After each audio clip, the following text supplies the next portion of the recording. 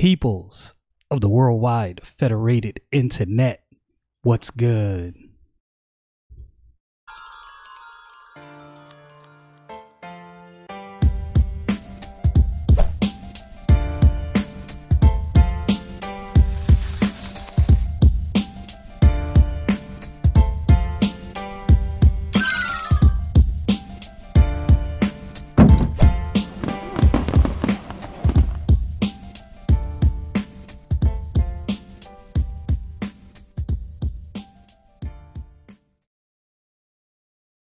All right, as y'all can see, my co-host today is my ex-wife. Yes, I said ex-wife. We do get along. We have kids. Not every situation where you have an ex does it have to be pretentious, I guess the word I'm looking for. Not that it wasn't at one point, because it was. But y'all have heard me say many things. Y'all have heard me talk about relationships, talk about my relationships, my shortcomings. And now you get to meet the woman that I've mentioned several times when talking about things I did wrong. I never attacked her. Anybody who's watched my shows, you already know that's not what I do. So anyway, what would you like to say?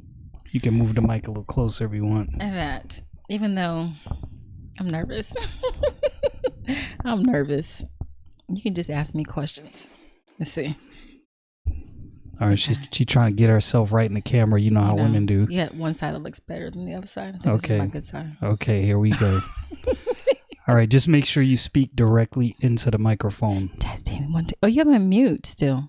No, you're not muted. Okay. That's the background sound. She's looking at my recording software thinking she knows what she's looking at. I don't. You're not on mute. Anyway, so what I always say, I always talk about the fact that you definitely need two parents to raise children. You can't do it by yourself. You can if you have to. A man can raise children by himself if he has to, and so could a woman. But that's not the way it should be. That's what I always say. What do you say? So people who think that I'm saying this stuff in a vacuum, how do you feel about this? I agree. I feel like our children have became very successful young men and young women because they had two parents. Where I fall short as a parent, you've always came through, and where you fall short as a parent, you've always came through. I think it showed them stability. Like, we've vacationed together, we've had holidays together, birthdays together, punishments, the whole 9 yards. And I've always been in agreement. Me and him kind of sometimes, but when it comes to punishment, we have our battles. Private though, we've tried not to do a lot of it. In front of the children. It wasn't always in private. Yeah. Because I keep it real on my podcast. I'm not gonna sell it like we've done this all right. So I've always told from my perspective, and you can tell your perspective. When we first separated, got divorced, whatever, I was extremely bitter, and I think a lot of the problems that we had early on was due to my bitterness. Like, I felt cheated in some ways, which is, and full disclosure, I don't know if she watches my podcast. Sometimes. Maybe she does, maybe she does. She always tells me I'm long-winded, but I always say I was bitter, but I had no reason to be bitter because I played a huge role in what led up to the divorce. So at some point, I realized that it was really silly. Like, I'm holding on to this bitterness like I've done everything right, which is far from the truth. And once I let go of that bitter, I think that the large portion of us not being able to get along initially was my fault. I always say that. Anyway, I don't know how you feel about that, but that's how I feel. I think it went both ways. I think it went both ways. Okay, so when we, I didn't really have bitterness. I just know or knew that I wanted you to be in the children's life because of how I grew up. My mom didn't really want our father to kind of be. I felt like it was about. This is just my perspective as a child, but I felt like it was about money. If he didn't have money, then we didn't get to see him. I didn't get to see him that much, and I feel like I maybe had a better life growing up and wouldn't have made so many mistakes if my father would have been in the picture. And I just told myself that, when we got our divorce, that I wasn't going to do that to my children. I mean, there was a time where I couldn't stand him, because I felt like he was living his best life. But that's not a true statement, though. He wasn't living his best life. Anyhow. Keeping it real. Look, I felt like you was living your best life. My listeners know I am very candid about life. So anything you want to say, even if it's an attack to me, let it rip. We keep it real here. I felt like he was living his best life. So, I've never attacked his livelihood or nothing like that, but I was nasty sometimes, nasty messages or hanging up. I still hang up on you. I told y'all it gets real sometime. I still hang up. Yeah. But at the end of the day, it's not about me and Carleaf. It's about our children, Called out my whole government. Dang. And I said it wrong. I didn't even say it right. Yeah, she's mispronounced my name since the day we met. But okay, so this is what I want to talk about, because a lot of people see a situation like ours where we get divorced, we co-parent, raise our kids, and they think, oh, I can get divorced. It'll work. What would you say to those people? Now, before you give your opinion, I'm going to tell you what I think. Divorce is never the answer, ever. If you can avoid it, avoid it. If I can turn back the hands of time and change all that, I would have. Full disclosure. What's your point of view on that? I feel like if me and you had better role models growing up in a marriage, we probably would have made it worked out. Been a little more patient, because what people fail to realize in marriages is that it is hard work. It is. Just think about any relationships with your children, hard work. Relationship with coworkers, hard work. Relationship with friends is hard work. Relationship in marriage, you think all those are hard? You think your marriage is just going to be easy? So I think if we would have had better role models, maybe my grandparents were around a little bit more. Yeah, when we was in our marriage. I think it could have worked out. It's just. So my question would be to you: if you could go back to your younger self, what would you say the day you decided it was over? See, this is something that I battle with all the time, anyways. If you gotta cry it out. This real I ain't podcast. Finna cry. It's a real podcast. You don't want to see my ugly y'all know face. Y'all know how I give it up. Y'all know how I keep it. But for real, I still battle with this. Sometimes regret that I should have just held on. So I had a little influence. So if I was a little bit stronger, I'm a lot stronger now. I'm being older, so my influence is not. I don't have influences like that to my peers. My peers are not going to influence me. I'm pretty much set my ways. Like, this is what I'm going to do, and it doesn't matter what you say. But back then, I had an influencer, and I shouldn't have let them influence me. So do you feel like you gave in the peer pressure? Like that was a big proponent? I did. I was fed up though, but I should have. I was fed up, and And the people. Hey, look. Just so you know, the people know. I told them about my struggles with pornography. I didn't go into the ins and outs of our internal relationship because I didn't feel like that was fair to air out all the business. But I definitely aired myself out. So the people who listen to me, they know my struggles. So I would say this: Carleaf was stubborn and stuck in his ways. By the way, for those of you who hear her saying my name, this woman has mispronounced my name for almost 22 years. My government name, since she's calling it out, is Khalif. It's not Carleaf. So you don't say your name on here? What do they call you? They call me Brook Nam. Oh, okay, my bad. Brook Nam. Go by my pseudonym. They know. But anyway, it's all good. Apologies. It's all good. Anyhow, he was stubborn, and that's how men are. Being older now and looking back. Hey, I'm from Brooklyn. Y'all already know how we giving it up. It's that ego thing. But anyhow, not that it's right. Yeah, definitely no. I'm not saying it's right, but I'm just keeping it real. But it could be tolerated. It could be. But I definitely see. I could see now looking back how men. Let me give men some advice if I can. Now, I wasn't able to make my marriage work. And the reason I take the onus of responsibility is because, and I believe, you would agree with this, men are supposed to take the lead. That's the way God designed this. That's the way it's supposed to go. And what I didn't do is I didn't take the lead in fixing things I know that I could fix to make the situation better. That's on me, right? That's not on her. There's things that I could have done.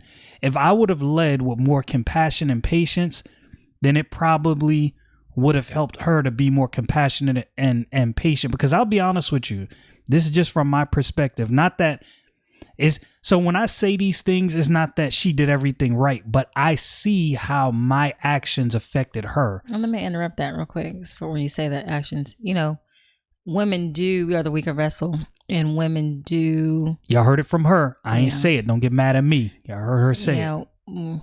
I don't. Women are weaker vessel. You can argue with me about that if you want to, but that's what it is. That's how God has made it like that. Go back to Genesis and.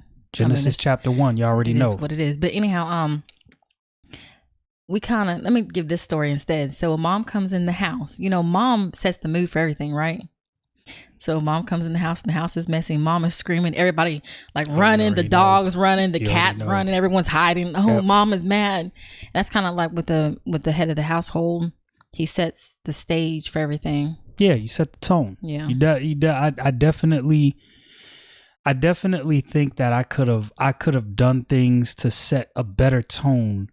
Because I tell you, my biggest, like people say, I live with no regrets. I don't let my regrets beat me up, but you're going to have regrets. The whole idea and notion that you're going to live and have no regrets is ridiculous. It's not reality. The reality is you're going to have regrets. You have to learn how to live with those regrets, how to make better decisions later on in your life, and how to do things different. And one of the biggest regrets I have is because I didn't take that leadership role I should have taken. The kids suffered for that because my daughters didn't get to see what it looks like for a man to lead within a marriage.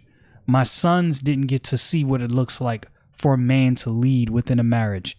And that's one thing that I got to take that L. I got to live with that. Now, I pray about that often for my kids, especially in their relationships moving forward, because I'm pretty sure you feel the same way. We don't want them to make the same mistakes we did.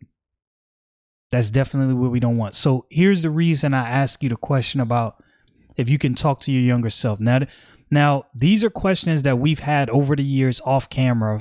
For anybody that thinks I'm putting her on a spot, I'm not putting her on a spot. We've had these conversations, just never on camera. The reason I ask you that is a lot calmer today than those days. Yeah, this is different. The reason I ask you is if a young woman was fed up with her husband outside of like a habitual cheater or a drug addict or an abuser, something that's endangering her life. Just, we didn't have problems like that. We had problems that could have been worked out. So my question to you, right. And I like for young people to hear this from people who are divorced so they know that this is not something that just married people think. People who are divorced and understand the weight of what happened. Would you advocate anyone getting a divorce? Absolutely not. So y'all know it's not just me that believes this way. Now, we are divorced. We're comfortable with that. Things happen. She's moved on with her life. I've moved on with my life. But I thought that it would be beneficial to have a podcast talking about this because two things are going on in this day and age. One, people believe that marriage isn't real.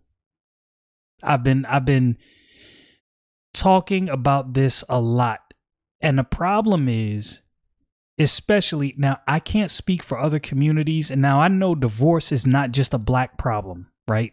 So let me clear the air with that. Okay, maybe not, but the statistics shows and states there's less fathers in black communities. This is true. In brown communities. This is true. Now it does. Caucasian communities. That's true. Very true. Now it does happen in other communities as well. I mean, they're having problems as well, but because we come from the black community, that's why I'm speaking about the black community. Now, y'all know I don't play the race deal.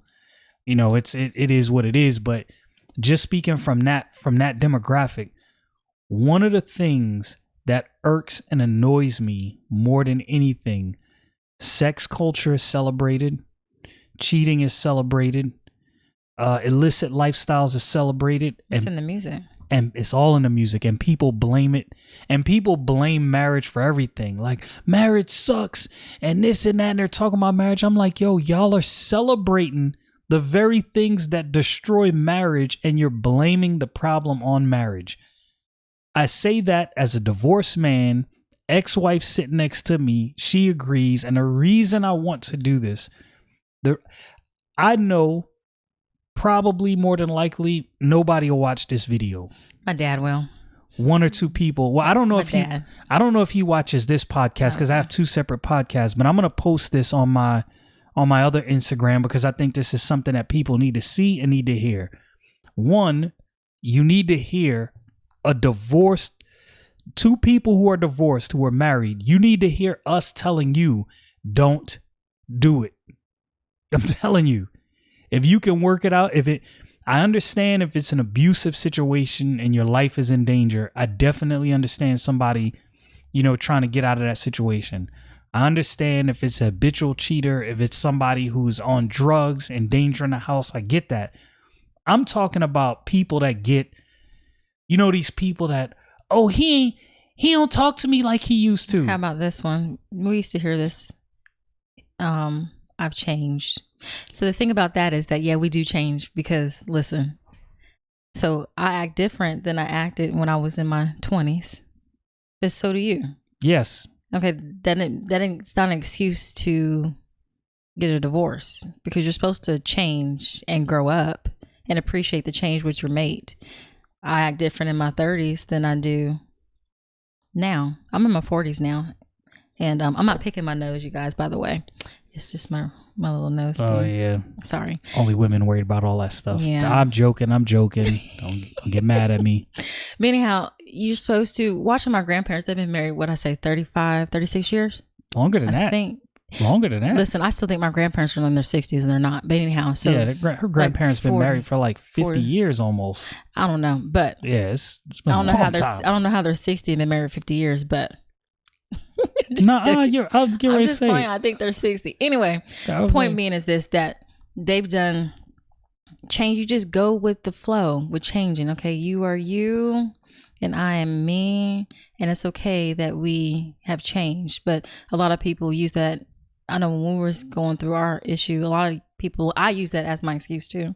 Oh, he's different. Of course he's going to be different. He's maturing. Life has made him different.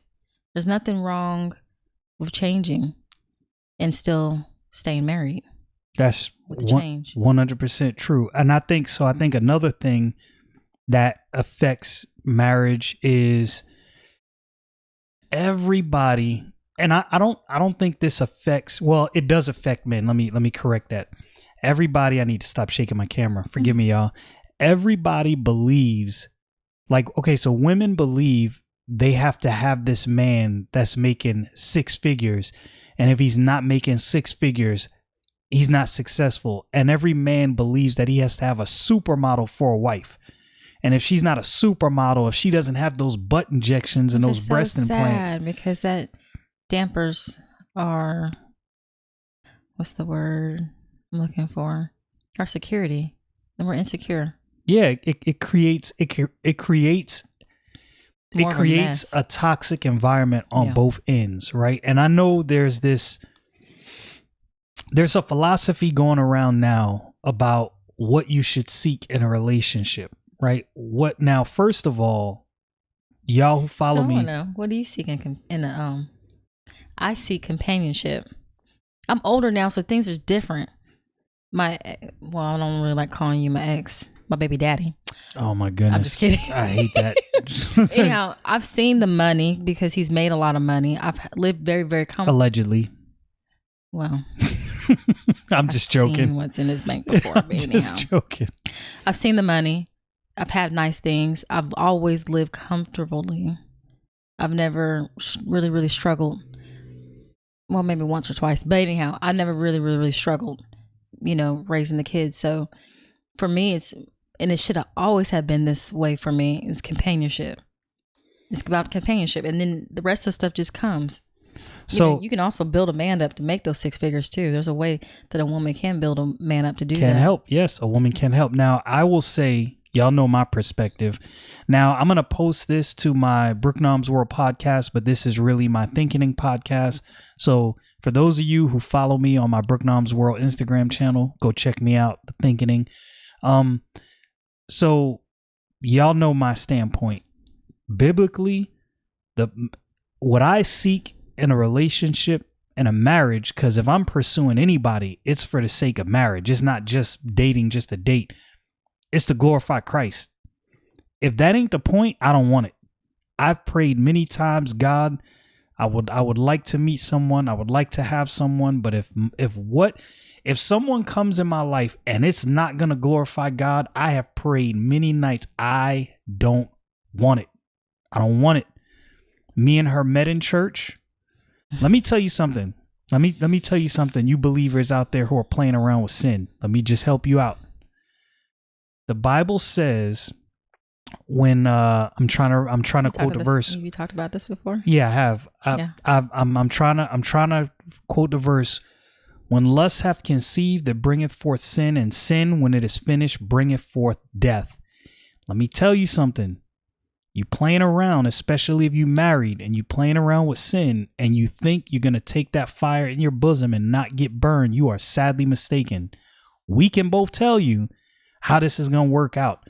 I remember, so I've told this story before on my podcast. I remember many nights thinking to myself, now God is not speaking to me in an audible voice, so don't get all, crazy out there. But I remember many nights thinking to myself, if you don't get over this sin, if you don't deal with this, you're going to destroy your marriage. And that's exactly what happened.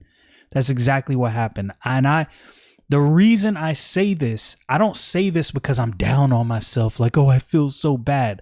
Look, God has worked amazing things in my life. I say these things as a warning to people out there who are playing around and think it's a game. If you have a husband who loves you, if you have a wife who loves you, you better pray to God that you pay attention to the spiritual battles going on out there, and you better make it work. You better make sure that you are praying as much as you can for your spouse, as much as you can for yourself. Because I'll tell you, one of the things, I don't know if you want to talk about this or not, one of the things that I never paid attention to when we were married, I looked at home videos. And it bothered me that I didn't notice this when we were married. And this is what sin does. Sin blinds you from everything. You were struggling with depression at the time. I never knew it. When I watched those home videos, I remember thinking to myself, oh my goodness, I can see it, like she's there, but she's absent. It's like having an out-of-body experience. You don't remember Brooklyn? How was it, Brooklyn? I vaguely. Who took care of Brooklyn when you came home? It was me more. Yeah. Yeah, it was you think it was partly depression, postpartum? Yeah. Brooklyn, I had a hard time, and that's Brooklyn, my youngest daughter. I love Brooklyn to death. I just love her to death. She is when I'm having she's a down, in the background. she's in the background. When I have a bad day, just seeing her, she lights up my life. Just call her. She'll be like, "Hi!" Always smiling, no matter what's going on, even when she's in trouble. Goofy. Just smiling, yeah. Except for when she's crying. She's still kind of smiling, laughing. Yeah, even when she's crying. She's just the light of my world. I mean, I love all my kids. All my kids have a special. Yeah, my oldest son is her favorite. We always joke about this. Ezekiel is my favorite now because Malik. Nah, Malik is old. He's been replaced. Malik, you hear that? If you're watching, your mom said you've been replaced. Each kid, I love all my kids. You love them all differently because I have all different personalities, but I love them. I don't love one more than the other. Let me get that cleared out before the kids hit me up and be like, oh, you love so-and-so more? Anyhow, back to Brooklyn. I had Brooklyn and had a hard time wanting to feed her and take care of her. I took care of her long enough in the daytime until he came home. Now, wait, let me add context because I got to take some blame for that.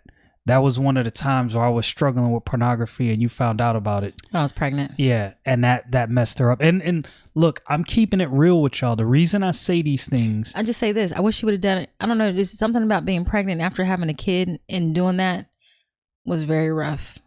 I sometimes think would it have been better if I wasn't pregnant and he did it? Nah, probably not. I don't know. I don't know. I had some self insecurities anyway. He knows this. I have insecurities about my looks and always have growing up. So And I was only like 98 pounds when we met. Now I'm like 300 pounds. So can you're not 300, but anyway. So look, this is another thing that I wanna get. Let me help y'all, please. Anybody who's on a brink of divorce, I'm trying to help you right now. Depression. Let me help you with something. One of the biggest problems we had, so when we met, we talked a lot, but one of the biggest problems we had as a couple is lack of communication. What happened? I wasn't listening. You were talking. I wasn't listening, and I wasn't paying attention. Dang, it took you this many years. Communication goes both ways, right? I'm from Brooklyn. Come on, all my guys out there from Brooklyn, y'all know what it is. What changed though? You listened to me when we were just dating. We get married, and then what happened? That piece of paper did something to you. I don't. You know what? I can't tell you. Sin. I'm being honest with you. Sin clouded everything in my judgment. It destroyed. When I tell y'all, and I've said this before, I've told this story. Preachers preach about sin and people get mad. Our story is the reason the Bible deals with, well, I don't want to say the reason, but God is trying to protect us from ourselves and we're not paying attention. My sin clouded my judgment. It clouded the way I thought. It clouded what I thought about sex. It clouded what I thought about relationships. It clouded what I thought about marriage. It destroyed everything to the fabric of my being as a believer. I'm telling y'all, this was not good. It was not good at all. And so what changed is God got a hold of me. That's what changed. But it was too late. Yeah. It was the sin had already done its damage. Now I'm thankful that God got a hold of me because I see things like, you know what's funny? Could have been worse off, and then our children would be. Yeah. You know what's funny now when I think about my struggles and I think about the links, and I know what addiction is like. When I see drug addicts, I know exactly what addiction is like. I would not be surprised. I'm no psychologist. I don't study the brain. I don't know any of this stuff. I would not be surprised if you study the brain of someone who's addicted to pornography, if you see the same exact results of someone who's addicted to drugs. Probably. But can I interrupt you? Go ahead. Did we answer the question about Brooklyn? You're almost like me. ADHD. Oh, yeah. The people who follow me, they know my brain races. Yeah, so what were we saying about Brooklyn? Oh, my disconnection from Brooklyn, from depression. Right. You looking at the videos. Yeah, the videos. And I don't know when I really came around for Brooklyn either, but as a mother now looking back, I'm glad she doesn't remember none of that stuff. And I think that was, y'all would be surprised. We really didn't have an argument, like a real legit argument. We got divorced until that was knocked out. No, was that 7th year marriage. They call it the 7-year itch. Yeah. That's when it was just and I've always heard anyone who can make it past that 7th year, you're golden once you can get past that point. But getting past that point, it was rough. And I said things. Let me tell you something. The Bible says a soft answer turneth away wrath. But hold on, let me say something while I'm finding this verse, because I don't want to quote it wrong.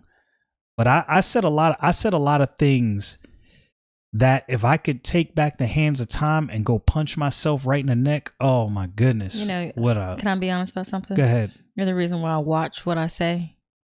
Words is something else. Words. And my mom, don't want to bring her. She don't watch the podcast, does she? I don't think she does. But if she For does, those that do know my mother, I'm not. We're not trying to bang on you. No. We're just speaking the truth. And it's from my point of view anyway. So my mom used to say stuff to me that hurt, and then he says some things that hurt. So I try to watch what I say, because you can never take those words back. You can't. Some of those words that my mom said when I was growing up, I still feel as a 40-year-old woman.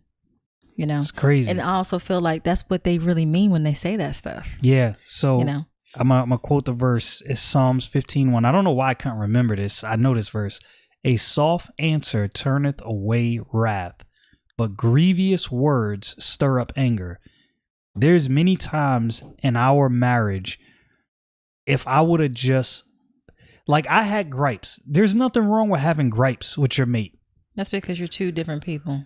But the way you approach those gripes, there's a degree of patience that I just did not execute. I was what? Let's see, that first real knockdown argument. That first knockdown? A lot of that stuff I wouldn't say erased out of my mind, but have there's somewhere back there. I remember I was back where I don't remember. I just turned 27. I think it was before I turned 27. 26. I think I was still 26. Yeah, I remember because what were we arguing about? It was you had went out with John. Yeah.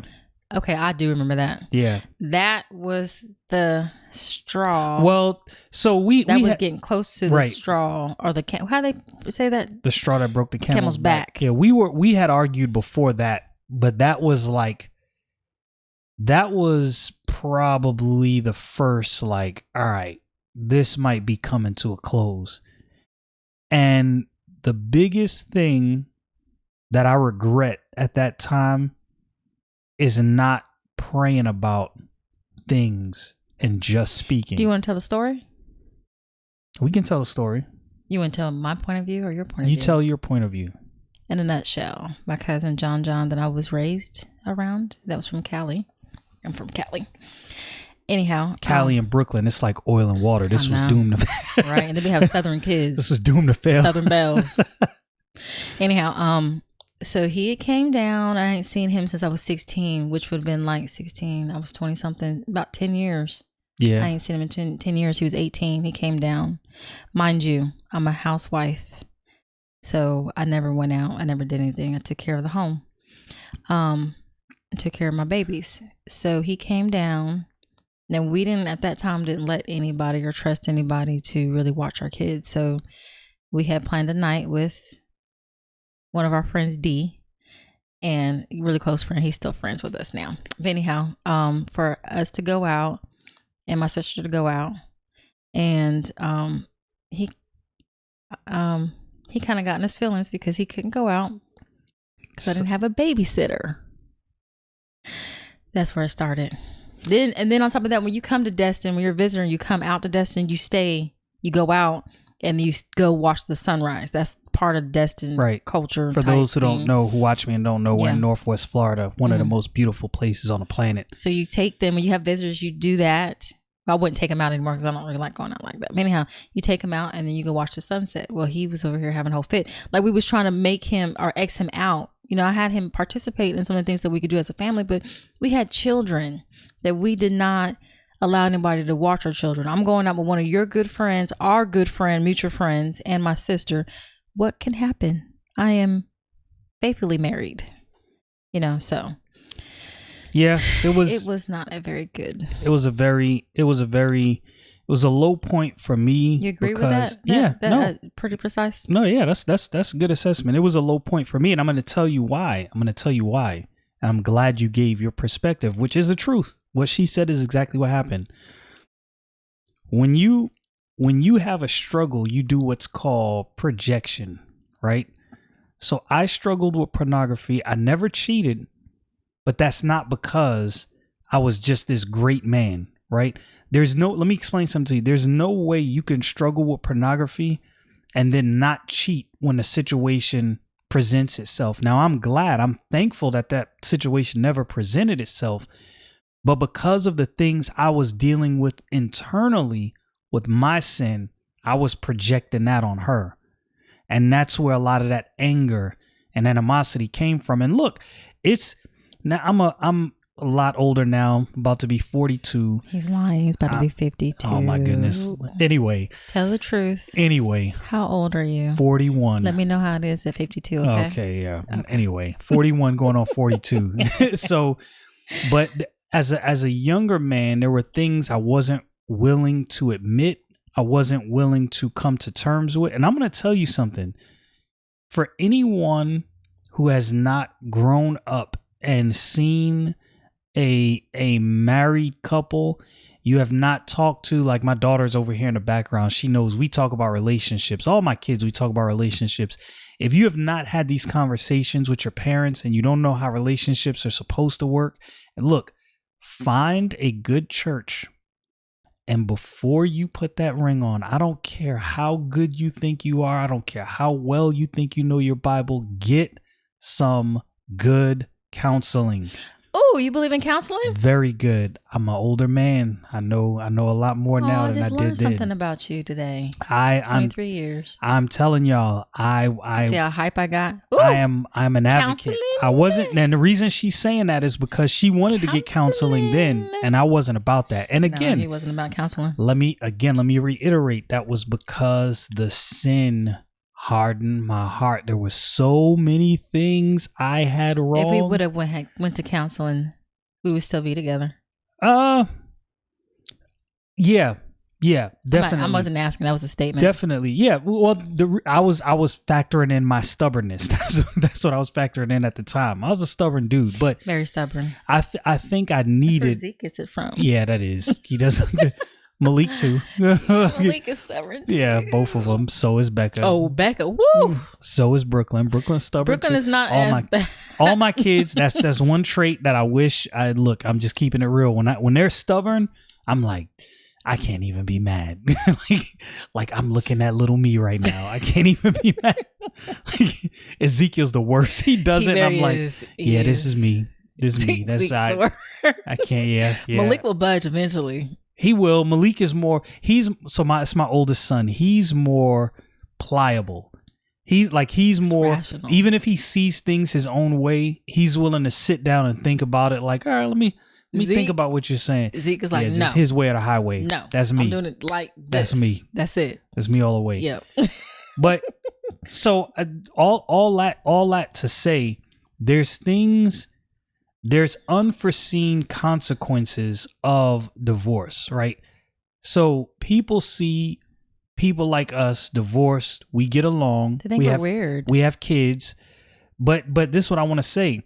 People will see our situation and like, let's say a couple that's on the brink. They'll say, see, they made it. We can get divorced. Look, our kids paid the price. We get along, but make no bones about this. Our kids paid the price. We talk about problems with our children and we see the price they paid for that divorce. We didn't pay for it, right? In the sense that I'm 30 years old when our divorce was final. 31. I'm already who I'm going to be. That was only 9 years ago? Yeah. Yeah, what? I was 31. Are you sure? Because I just started traveling. And it was after my first or second trip. So we are already who we're going to be. The thing is, when children go through something like that, it changes them forever. You can't take that back. Yeah. And only an act of God will help them after that. And I pray for my kids. So Malik struggles. Yeah, I think, I'm not going to put my kids' business out there, but they probably are. I just know that he does the most because he talks to me more. It's probably why he's my bestie. He's probably my favorite because he talks to me more. I'm just kidding. But anyhow, he talks to me. Joking, Zeke. I love you too. When he talks, I can hear it, the struggle. Yeah, it's and you can't. You can stick your head in the sand if you're on the brink of divorce and act, oh, the kids will be all right. You're lying to yourself. And I know people always say, oh, don't stay together for the kids. I will tell you what I've noticed. All of the people who I know that stayed together for their children. Now, I'm not saying this is everyone. I'm saying all of the people that I know that stayed together for their children ended up staying together forever, even when their children were out of the house. I'm just saying.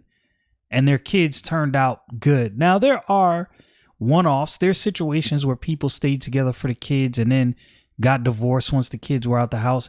And even in that situation, I've talked to some people that said their parents got divorced once they were out of the house and it still affected them. Yeah, they devastated. You grew up your whole life with these people together, sharing with somebody memories. else. That's what? Yeah, that doesn't go over. Even easy. as an adult, they can't comprehend how and why when. Can you expect them to? No. I think that's the bigger issue. Can you really expect them to? Okay, so I think about my dad and my mom when they said they were getting divorced. how did I that was affect you? young. I was sad. How old were But you? then again, I think they should have gotten divorced because they couldn't keep their hands off each other. There's situations. That's why I said It wasn't can't the tell. best. I mean, it was. I love my I love my parents. I'm a big daddy's girl. So, Dad, if you're watching this, nothing against you, but it was a rough for me. The girls didn't see it as much because I was the oldest, so it was a rough childhood. They should have got a divorce, but even still, with the roughness in the house, our household, it hurt because I didn't get to see my daddy anymore. I wanted to see my daddy. I wanted to spend time with my dad. Yeah, And I didn't get. We moved all the way to Florida. So I didn't get to see my dad but 2 summers. And that was it. And then I didn't see my dad again until I got married, which was in 16 when I left, 96. Saw my dad in 97. We got married in 2000. So I didn't see my dad in like 3 years. that's crazy. Yeah. I didn't grow I up. can't imagine not seeing my kids for 3 years. I'll have a whole heart attack over here. Yeah, you know how I feel. I don't know the ills of growing up with a dad and then not having him because my dad wasn't really around. And I told y'all the story. Me and my dad developed a relationship later on in life. So I'm glad I did before he passed away. I'm really glad I did. And I don't know if I ever told you. I think I might have told you. I said this on my podcast. When I call my dad, and this is why now, so this is a little inside baseball for you, those of you who don't know us. I've always told her she needed to forgive her mom for whatever ills, whatever she thought problems they had growing up. Because do you know when I was able to let go of the bitterness with you was after the night I'll never forget. I got on the phone with my dad. This is in an old house. This was before I started traveling. I'm pretty sure it was before I started traveling. I said, Dad, I'm going through a divorce right now. I understand now, being a man that was married, going through a divorce, when you have kids with a person, and it was contentious at the time between us. I didn't know what was going to happen. It was bad. I'm keeping it real with y'all. We get along now, but what you see now could not have happened 11 years ago. We'd be going for blows. It was that bad. I never hit her, never put my hands on her. I'm just saying it was that contentious. Now, oh, she wants to tell you that she put her hands on. You noticed she laughed when I said I didn't put my hands on. So I put my hands on him in a good way. Just tapped him on the shoulder. Oh, yeah, sure. That's what you did. With his head, I didn't do nothing. So anyway, I told my dad, I was like, Dad, I don't know why you weren't around. I understand that these situations are complicated. I'm not giving you a pass for not being around, but I was really a prick to my dad growing up, really, because he wasn't around. I was mad and I forgave him. I said, I don't know what it was. And me and him had a good relationship after that. Here's what's funny. After that, I think it was shortly after that is when I realized the animosity I had toward you. And I was like, this is not good. And I said all that to say this. When you hold a grudge, it hurts. When you hold anger, it doesn't hurt the other people. No, it hurts you. Yes, it's heavy. You are the one that's going to struggle. So you want me to tell you some real facts here? Go ahead. 2 things. Break it down. So when I finally, can you hear me? Oh, there we go. I can hear me better. So I halfway let things go with Carleaf. Probably. When did that bomb happen? I always gave Carleaf respect because he has taken care of his house, his kids, hands down. Anything I've ever asked for, ever needed, like, there you go. No questions, no buts. So he's a good father, hands down. I couldn't ask for a better father. Pat yourself on the back. Anyhow, appreciate that. No, really, for real. He's been I couldn't ask for a better father, better supporter to help me raise these kids. So when that bomb happened a couple years ago, I think it was before COVID. That's when I said to myself, and then after having my friend pass away too, what's the word? I can't say that word. Which word? sealed it kind of, but it's called solidified. Solidified. Okay, so I still had some stuff in my heart. Sorry, you guys. From our marriage that I had back here in the back of my head, and I only get emotional about it every now and again. I get emotional about it when my kids, I feel like, be picking sides. So then I get in my feelings about what I've done. Kids love dad. He's a superhero. Y'all know how it is. Whatever. Yeah. Mom does all the hard work, Anyhow. Dad's Iron Man. Come on. Yeah, okay. Yeah. And I'm just... You're like Captain Marvel. Which Captain Marvel's good, don't get me wrong, but come on. Iron Man. He had the Infinity Stones. He saved the world. Come on. Moms be saving the children and their boo-boos and everything else and staying up all night. Moms, Anyhow, so when that bomb happened overseas a couple years ago. So wait, let me give context. Now, I'm not going to tell you exactly where I was, but I traveled to war zones for 10 years. It allowed me to take care of my children. That's why I did it. I didn't do it because I was seeking to get rich. All of my money went into my kids. Yeah. So into the baby mama. There was in one location I was at, there was I don't know really how to call it. There was a missile strike, and it was all the 10 years I've traveled, mortar attacks, suicide bombings. I've been through a lot. I've seen a lot of things, and it never really fazed me. This was different. Yes. When this happened, I was like, yo, I think I pushed my luck. So with that said, most of the places he's never told me, but I've kind of figured out where he's been, and I've always of the job. I couldn't really say. Yeah, but I've always kept track of him because he is, at the end of the day, no matter what we have going on, he is. I don't want him to tell my kids that their dad's dead, just point blank. It's gonna destroy me and then my children. Anyhow, so when that happened, when I finally got in contact with him, which I've never said this to him before, I was like, "Oh, you need to quit." Now, when your ex-wife, now mind you, this job is allowing all of us to live a comfortable life. So this is going to be some adjustment if I quit. This ain't going to be easy. I said, I don't care. God has always blessed you. You need to come home. Hey, I didn't say it. Y'all heard it from her, but it's the truth. When I tell you God has always come through for me in times, I never deserve it. But there were times where I definitely didn't deserve it. God has been good to me. I'm telling you. What was the point of my story, though? Good. I had a story behind that. You were talking about forgiving. Yeah. So that time I was starting to forgive him. I just had a friend pass away, and there were some things that I wanted to say to this friend that I did not get a chance to say. And when she passed away, that point right there, I was just like, I'm not finna hold any more grudges that he's done to me. My mother, I probably forgave her about 1.5 years. You just can't change people. You know what I'm saying?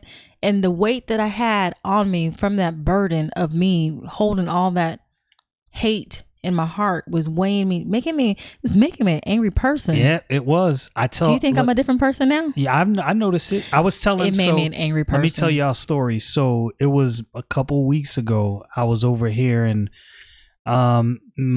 me and my youngest daughter were talking about something, and you got upset about something downstairs. I can't remember what it was, and I said something to you. And I this is a point where I probably should have just been quiet. I was trying to help. Sometime when you're trying to help, just shut up. Just shut up. Just don't say nothing. But I was like, hey, are you trying to be mad at me? Now, I've never seen her do this. Y'all have to realize. She stopped herself and she was like, just give me a minute.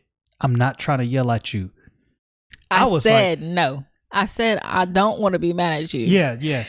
Just give me a minute and leave me alone. Y'all have to understand how monumental that is for her. Did you write it down? Did you write it down in the book? Did you take a picture? I think I came up here and said something to Brooklyn. I was like, Brooklyn, your mom just said, what the heck is going on right now? And I thought I would still be hurt by saying that. Nah, trust me. When you notice I got quiet, you said that, I was like, oh, she trying.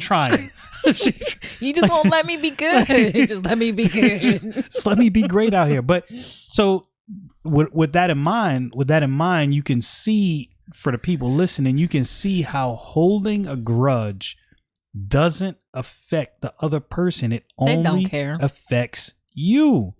You are the only one that is going to live with that rottenness, is going to turn you to an angry person. Every situation is going to be about, oh, they did this because of this. They did this because of this. And it's like, No, they didn't. They weren't thinking anything. You're just taking everything personal because you hold this internal grudge that builds like a fire. With the grudges, real quick, you about to ready to go? No. Okay, with the grudges, real quick, you do suffer from the everyone's out to attack you. Yep. The They're victim out to get syndrome. you. Yes. Victim syndrome. When you come up out of that, I still struggle. I have a temper, just point blank. Like I snap like that, but I have really counted to 10 and has made me a better person. Count to 10. Hey, but whatever helps you out. Really just having those grudges, that pressure that I've had built up for so many years has allowed me to be a better person and to really look at it differently. You should tell them the story about about that phone call. Which phone call? The one that we had a couple years ago. You talking this about is when I started changing. Okay, so let me give y'all some context. So my job, I'm not going to get into the details of my job, but I'm kind of I'm a technician, jack of all trades. So my job, IT is entailed within my job, right? So in some ways you can say I'm an IT professional, although that's not all my job is. I do many things. But anyway, so over the years traveling, whenever there's a computer problem, I could be halfway across the world in a war zone. I get a call from one of my kids and they're like, hey, mom needs your help with this computer issue. All right. So I'm in a war zone.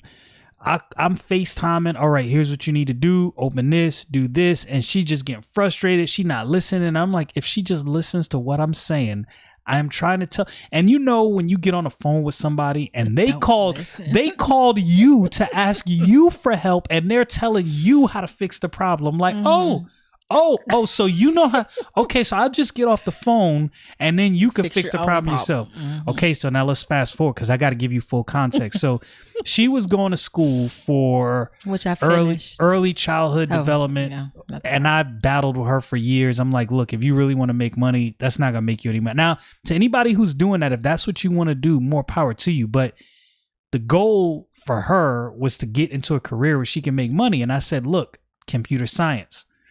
She didn't think she was smart enough to do it. I was like, look, you can do it. It's going to take some time. You do. Okay, so fast forward. She gets her computer science. I did computer engineering. Computer science, computer engineering. Yeah. Y'all get what I'm saying. So anyway, she gets her computer engineering degree. Mm-hmm. All right. Kudos to you. Shout out. All right. So she gets a job. What's her first job? Desktop support. This is almost like poetic justice. I have listened to her on the phone because there's times when I've come over to the house and she's working from home, right? The perks of being an IT professional. And I hear her on the phone logging into people's computers via remote desktop and trying to explain to people. And I see the frustration on her face.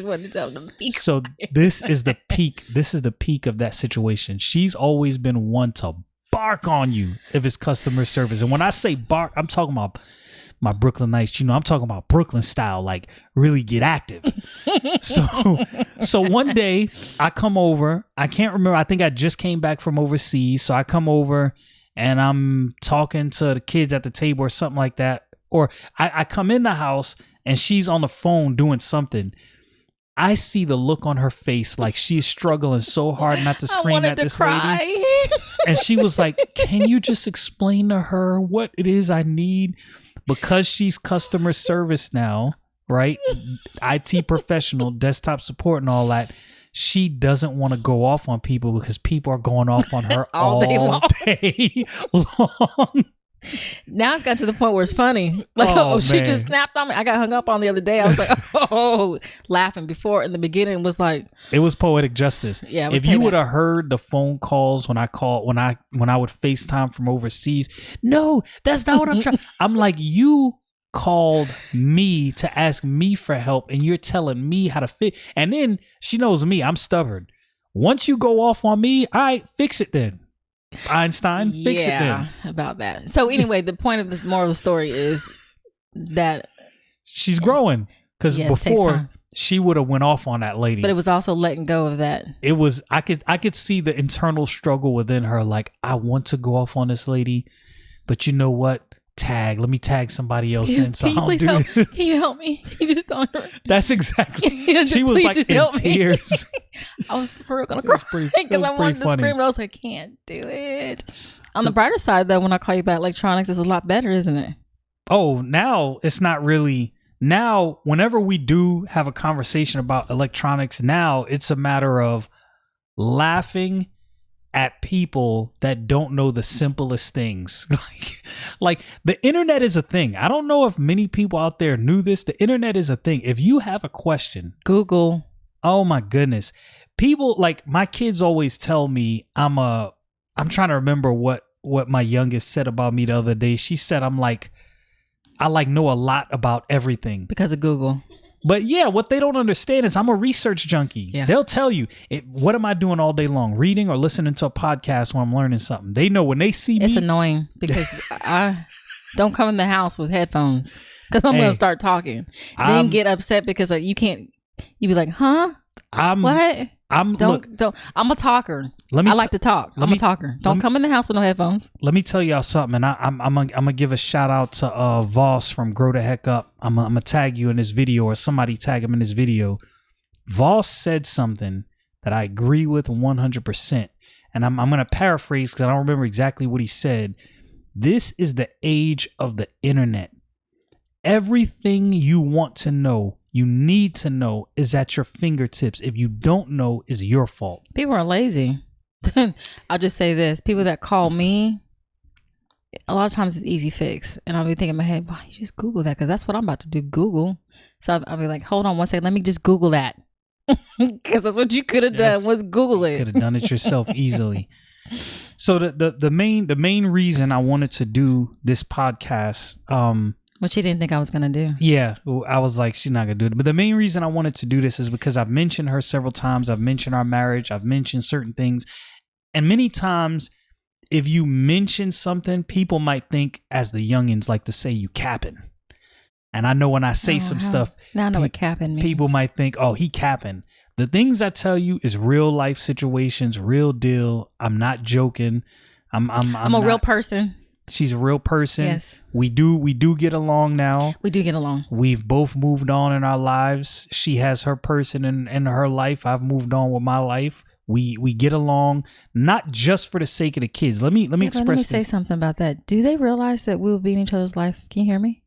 I can hear you. It's just so hard to look at you over there. That's why you look at the screen. Okay. That's what I do. Do you realize that? I don't know when you realize this, but do you realize? And I think our significant others, hopefully they realize this too, but do they realize that we are stuck literally with each other forever? We are. Think about it. We got kids together. We're going to have grandkids one day. They are going to get married, right? Are you not going to show up to the wedding? I mean, yeah, I'm going to show up to the wedding. Oh, so am I. Yeah, okay, so then I'll show up after you. And we're going to sit at the same table and we're going to laugh. I'll wait till after you walk in and I'll show up. And then what about the grandkids? Yeah. And we take vacations together. Yeah, I mean, you can't just cut a this is what I tell people. You can't be married to somebody for, what were we married, 11 years and just completely cut that person out and just say, I don't care about that person at all. That's a lie. That's like, I hear people say that and I know it sounds cool and it sounds tough, but it's not true. It's not. That is not how reality works. How reality works is if you've been around someone that long, especially in a relationship, in a marriage, there's no way you just cut them out and all right, I don't ever want to see your face again. Not that people don't do that. Yeah, some people. But I think it's just an act. Personally, in my opinion, that's just what I think. But our kids are happy when we're together.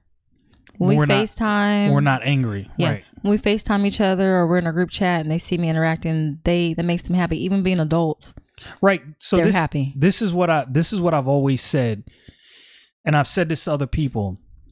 My daughters would never know how a gentleman is supposed to treat a woman if they didn't see me act a certain way toward their mom.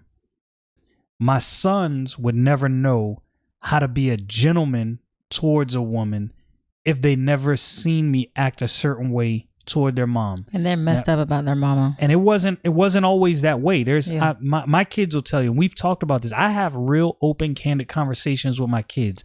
I haven't done everything right, and they're open to have conversations about things they felt like I've done wrong. We have those conversations. But I've always said to myself, Black people, we have a problem. And I hate to just single out Black people, because those who follow me know I don't get into the whole black white thing. I think all of that is nonsense. But Black people, we have a problem.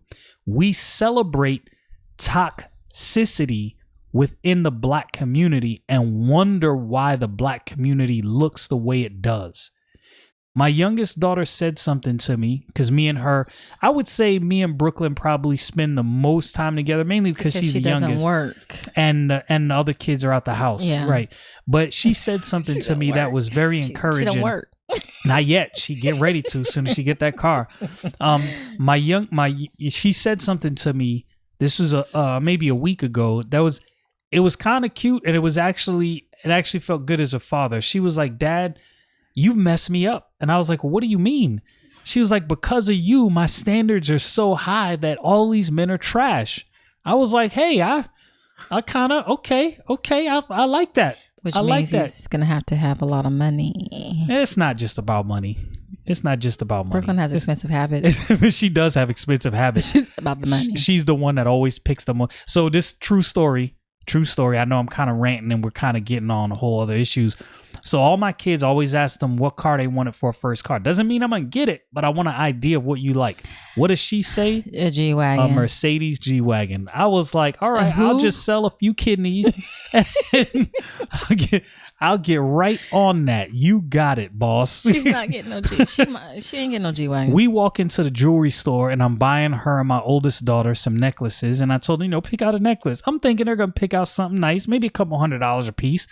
Nah, she goes for like the $12,000, whatever cut diamond. I'm like, nah, we can't do that one. I see her engagement ring is going to be $30,000. We can't do that one. That one's not going to work. She didn't get that from me. Her husband better have some money. Who'd she get that from? That's all I'm saying. She got that from you. I'm not high to do like that. Look, would you now look, this is again. Okay. This a little I want a watch. Okay. My watch. Now we can compare. What's your most expensive watch? I don't want to talk about that. Okay, but my most expensive watch is only $6,000. She's trying to blow me up on camera. We ain't trying to like count your money. But the watch that I want, not that he's gonna get it, but the watch that I want is I'm saving for it. The watch that I want is $6,000. He has. We don't need to talk about all that. It might be $1,000 more than mine, but anyhow, she gets her expensive habits from you. No. What makes you think I'm expensive? Now, my Braille watch. Y'all about to see an argument. I know. I'm not saying you're expensive. We ain't gonna argue, but I want to know what makes you think that she got that from me. I don't know. I don't think she got it from me. She had to. Well, your car is better than my car. Oh, come on. Okay, your glasses. Okay. How many glasses do you have that are better than mine? See how she just blowing up my whole spot? You want to talk about his shoes? Let's not talk about his clothes. Okay. All right. Maybe I do have some habits that are a little more pricey than mine. She just blew my whole spot. I shop at the thrift shop. Hey, I be shopping at the thrift store too. I can shop at the thrift store. I shop at H&M for my dress clothes for work. I get it popping. But for real, where do you think she got that from? It might be me. See, so this is the thing about my habits. I like watches, so I can't just have one. I gotta have multiple. Now, I do have some higher end Swiss watches, but I don't have a lot of them, but I do have a lot of watches and sneakers. I'm a sneakerhead. So I can't just have. I mean, I'm right there with you with the shoes. One pair of sneakers. I got a storage unit full of sneakers. Hold on one second. You know who has a bad habit like that? I like shoes too. So our oldest son is a shoe head, like we are. He gonna surpass me pretty soon, probably. I'm trying to get where you guys are at right now. Yeah, I got a storage unit. I still want you to answer the question. She thinks she. Yeah. Okay, so maybe it did come from me. Okay, so okay. I'm gonna humble myself and say maybe it did come from me. I have. So you have expensive taste. Let's put it that way. But I buy cheap stuff and make it look like expensive. You do. You do. But I still want to know what expensive taste. What? You Okay, well, wait. No, That might be another podcast. not yet. That'll be another podcast. Because see, now she getting into subjects where it's like inside baseball, where we gonna have We to gonna discuss compare. off camera before I bring all What our I business. can say, what I can't. Don't talk about that now. Yeah, I'm not just gonna blow the spot up like that. But anyway, the reason for this podcast primarily is anybody out there who thinks that they want a divorce. I will tell you, you think that's the answer. You think that's what you want. If your spouse is not what you want them to be, Pray about it. boom. You already know how I feel about that. God is in control. You can. This is the thing. This is the thing. My advice as a divorced man, and the reason I can say my advice as a divorced man is I got my ex-wife sitting next to me. I hate to say this in a setting where it's just me and people think, well, how can you say anything? You couldn't even keep your marriage together. And that's one of the reasons I wanted to have her here. My advice to you is you can't change other people. If things are not working, you work on your relationship with God, and that fixes everything else. I didn't say that fixes everyone else. You can't fix them. You can fix your relationship with God, thus fixing how you respond to these people. And then maybe they will see God working in you and be moved to change themselves. What do you say? I agree. Thank you for having me on this podcast. All right. Y'all know what it is. Stay frosty, people. Have a good one.